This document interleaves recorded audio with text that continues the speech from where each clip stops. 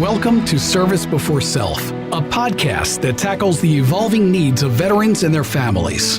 Dedicated to the idea that every veteran and their family can succeed in the community where they live.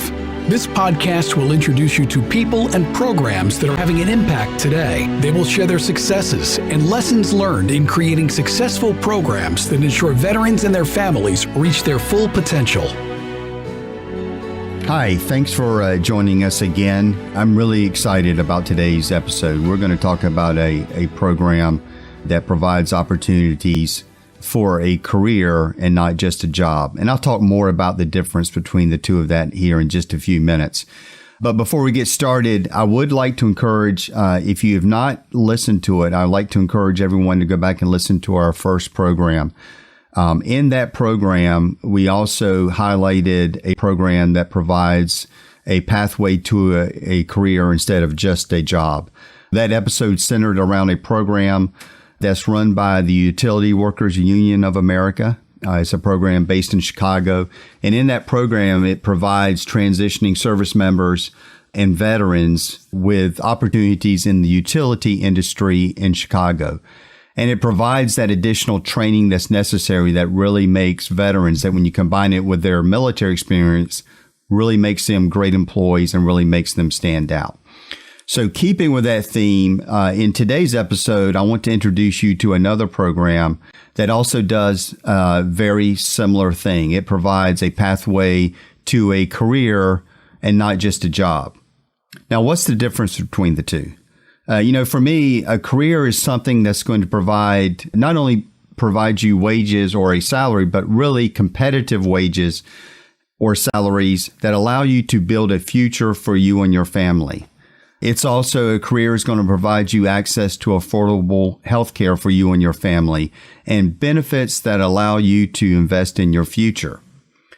A job, quite simply, does not do any of that. It doesn't take into account the skills and experience you have developed in the military. Wages and salary are below what you were making, and in some cases, significantly less than what you were making when you were serving. And it's much harder to plan for your future. Too often, I talk to veterans who have a job, but they're having to live paycheck to paycheck. And the challenge is we all tend to focus on the idea of just getting a job. We all tend to focus on unemployment as opposed to underemployment. When we talk about numbers and figures, it's always about either how high or how low the veteran unemployment number is. But I think it's important that we also address the challenges of underemployment. Because when you look at some of those figures, when you look at the fact that a third of job-seeking veterans are underemployed, a rate that is 15 times higher than the non-veteran population. When you look at numbers and studies that show that there's a higher turnover rate among veterans in their first civilian job when you compare it to non-veterans, that's a problem. Because I believe, the stress and anxiety, the loss of self-esteem caused by underemployment, and also, of course, the challenges of when you're living paycheck to paycheck. All of these have a cascading effect that leads to other challenges that impact health and wellness and also access to housing. That's why I'm really excited about today's guest, who will be discussing a program that arms transitioning service members, veterans, and military spouses with additional skills and training that, when you combine that with their military experience, makes them extremely competitive for careers that provide work with purpose, work that you can build a future around. So I'm joined today by James P. Hoffa, General President of the International Brotherhood of Teamsters. The Teamsters are the largest, most diverse union in the country. Along with advocating for working people across North America, the Teamsters also have a long history of supporting veterans and their families that stretches back to World War I. And General President Hoffa does not need much of an introduction. Since his election in 1998, General President Hoffa has been a national leader on issues impacting the American worker, from trade policy to worker safety. I've seen personally what he has done for veterans and their families when I was the director of the Army Soldier for Life program when I was still on active duty. So it is my honor and sincere pleasure to welcome General President Hoffa to the Service Before Self podcast. It is an honor to have James Hoffa, General President of the International Brotherhood of Teamsters, join us today on the Service Before Self podcast. Dixon Center for Military and Veteran Services and the Teamsters have been friends and partners since the inception of Dixon Center and the beginning of the Teamsters Military Assistance Program. The chairman and founder of Dixon Center, Colonel Dave Sutherland, has been a keynote speaker at the Teamsters Unity Conference and speaks very highly of the work that Teamsters have done for our service members, veterans, and their families over the years. General President Hoffa, once again, it's an honor and pleasure to have you join us today. Well, Colonel, it's a great pleasure to be here. And like you said, our history with the Teamster Military Assistance Program goes back many years, and it's, meant a lot to the military. It's meant a lot to the Teamsters. And it's basically our dream of basically setting up a transition of people coming out of the military and finding good jobs. I mean, whether they're Teamsters or whatever they are. That's probably the biggest challenge that people face when you've been in the military, let's say 20 years, and you're ready to transition out. What do I do? What's my opportunities?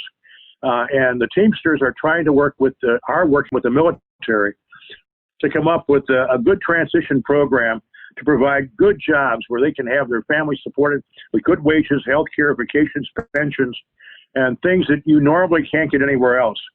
And our biggest success, has already been with ABF and the military at Fort Sill, Fort Carson, and Fort Riley, where we've set up programs where we have training of people transitioning out of the military to be truck drivers. These are union jobs and good paying jobs where you can support your family with health care, vacations, pension. Where do you get that anymore today? I mean, there's a lot of truck driving jobs out there, but you're on your own. I mean, they're paying by a mile and you don't get anything else. So it's something what we're doing, and we're very proud of what we're doing, and we're looking forward to continuing it. Yeah, sir, I think that's an incredible, important point. Both when I was still on active duty and now in my work with the Dixon Center, there are a lot of people out there who have programs that will find a job for a transitioning service member or veteran.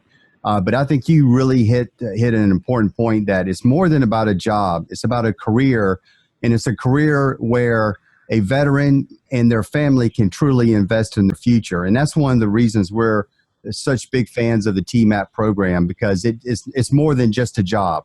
It's more than just about employment. It's really about investing in your future with wages that allow you to do that, access to affordable health care, which is, I know as someone who transitioned out of the service just a year and a half ago, that can be a challenge. And then also having those benefits so you can really plan around your future. So like I said, I think that's a great point.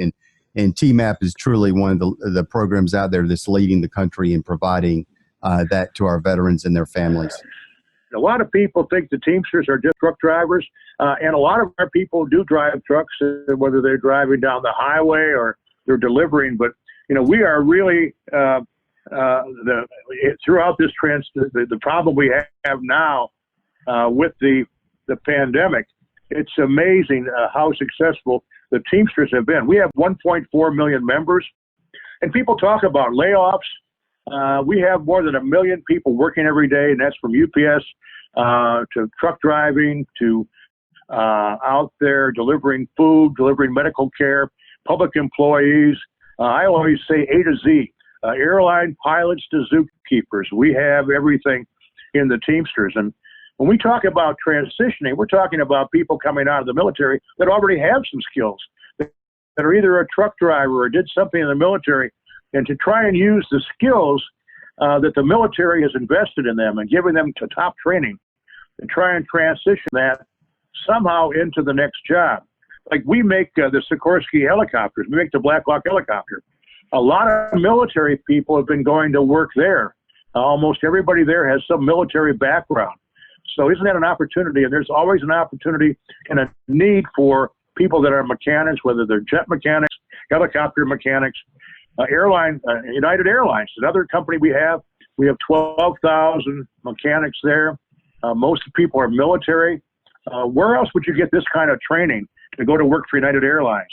And we also have a program for spouses and other people to drive buses, and we have that at a number of forts that we have done that. So we're very proud of the program we have, which is extensive and wide, and how we can keep that up and provide opportunities for military veterans transitioning out of the military into the civilian life. Yeah, yes, sir. And I would like to highlight that the program for military spouses, that TMAP is helping them get their commercial driver's license so they can drive school buses. I have some personal experience with this. When I was on active duty, my wife drove a school bus while we were serving at different installations, and absolutely enjoyed it. It was an opportunity where a couple were in school, a couple were not in school yet, but she was able to take them on the bus with her. It was just very convenient. And she loved bragging to me about how she had a commercial driver's license and I did not. So we are big fans of that program. And just like you just did, I also would like to offer my thanks and my appreciation for those Teamsters who have been out there on the front lines during the pandemic. As you said, it's truck drivers, but it's warehouse workers, it's healthcare workers, first responders, those in the service industry, those in the transportation industry. Really, those Teamsters have been out there on the front lines, making sure that goods and people get to where they need to deal with a pandemic, as well as to keep our economy going. So I want to offer my thanks and appreciation. And also to our National Guard and reservists, many who've been out there as well. Sir, anything you want to offer to the members, to the Teamster members out there in terms of the challenges or how the Teamsters are dealing with the challenges from COVID-19? Yes, I thank you very much. We're very proud of what our membership has done. Our officers and our directors, our department directors, are all under instructions to keep in contact. The biggest thing right now is contact with members, because we're not having our traditional meetings because of the COVID. So people have done different things in locals. I've talked to a number of local leaders. He said, we have more contact now with our people than before. They've set up hotlines. They've set up calls every week. What's going on in your local? What's going on in particular companies? And the members really like that. And everybody, looks at their phone right now and they can see messages. We have a special app for UPS where we have over 330,000 members. Now remember that when you see the guy with the brown shirts and the brown trucks, that's a Teamster. It's our largest employer. And by the way, they're hiring good people. One of the things I talk about is how we're handling this, and we're proud of it. We've kept up our communications, and we haven't missed a beat. The only thing we do miss is our fellowship of being together, and that's something that you really need, and that's what I miss, and I'm sure that's what most people are missing. But there are job opportunities out there. You just have to know where to go. A lot of people that don't have a union background, they come out of the military and they have nobody to direct them. And I know, Colonel, you have been involved in basically the military has a whole program of trying to transition people into employment. But we want them to go into good jobs. There are a lot of jobs where you pay your own health care. You don't have anything. Just $20 an hour. To me, that's not a job. You want something where you have a voice at work. You want good wages, health care, and most importantly is health care. Try and buy health care today on your own. You can't afford it. And the Teamsters contract provides really good health care, and that's important. So there are job opportunities out there. ABF is hiring. Truck companies are hiring. Airline pilots, you hear about different airlines laying off people, but those are in the passenger end. We have a company called Atlas. We can't get enough pilots to fly for Atlas because they're doing e-commerce. They're flying all this stuff that's coming from Amazon and all the e-commerce that we see now. People are stuck in their homes, so they're ordering things online. They're not out going to the store anymore or going to the mall. So the world has changed a lot, and it's created opportunities. So there are jobs out there. There's opportunities, and I think that's the most important message I have to people that are listening to this podcast, that go out there, get a hold of TMAP, get a hold of Colonel Whitehurst. He'll direct you. There are opportunities out there. We need good people, and what better people than the military? The military workers are used to getting up early. They're drug-free. They're used to working all day. And today, you'd be surprised what you run into when you try and hire people today off the street. They don't have the work ethic that maybe people had 20 years ago, 30 years ago, 40 years ago. And today, it's important that we have that. And the military teaches people that kind of discipline. So that's our message, Colonel. Oh, no, yes, sir. And I just wanted to kind of follow up and share a personal story when you talk about that sense of fellowship among union members. When I was still on active duty about 2 years ago, I had the opportunity to spend an evening with some union members in Chicago. And so it was after a conference all day, and we all met in the hotel bar just, to have a drink and just to relax from the conference. And I'll never forget, as I was among those union members, the sense of camaraderie, the sense of teamwork, the sense of fellowship that I experienced when I was with them. And the only thing that I could compare it to were when I was deployed overseas, being around a infantry squad and seeing those strong bonds and that camaraderie among those squad members. I saw the exact same thing in union members. So that's one of the reasons why I think, for military members, as they leave the service and they're starting to miss that camaraderie, and I can personally attest to this, as they start to miss that camaraderie, that's why, the union offers a pathway is a great fit for transitioning service members and veterans, and offers that camaraderie and that sense of teamwork.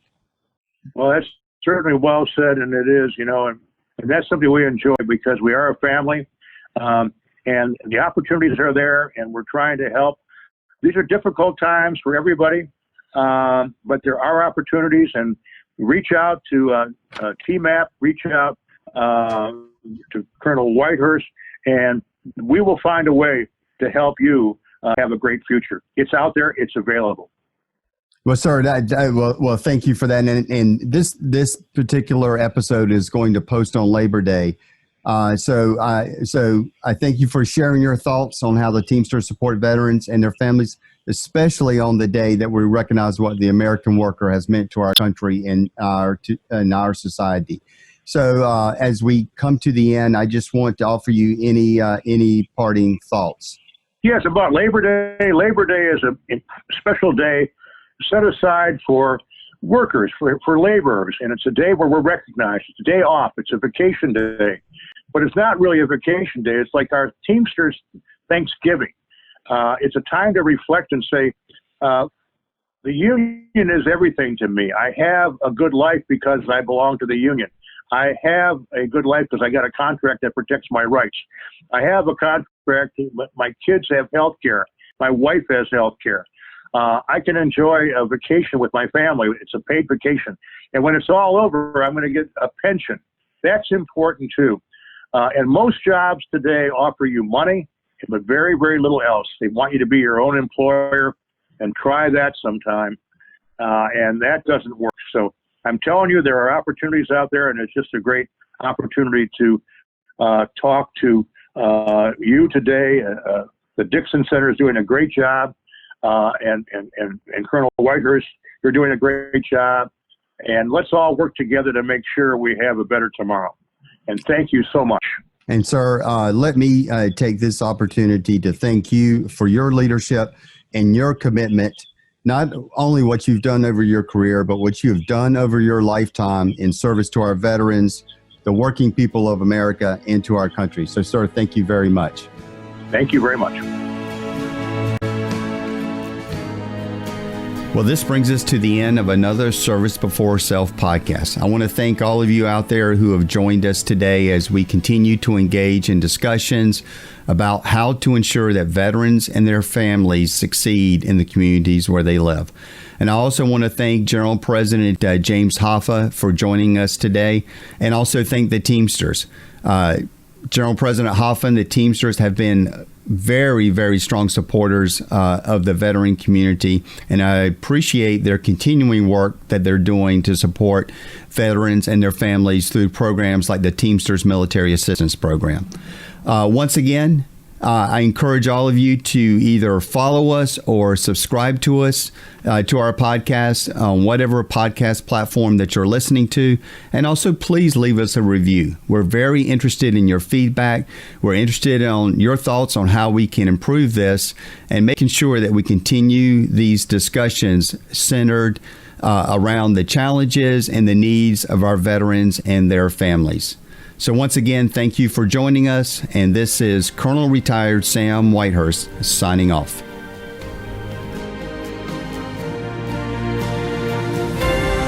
Thank you for listening to Service Before Self.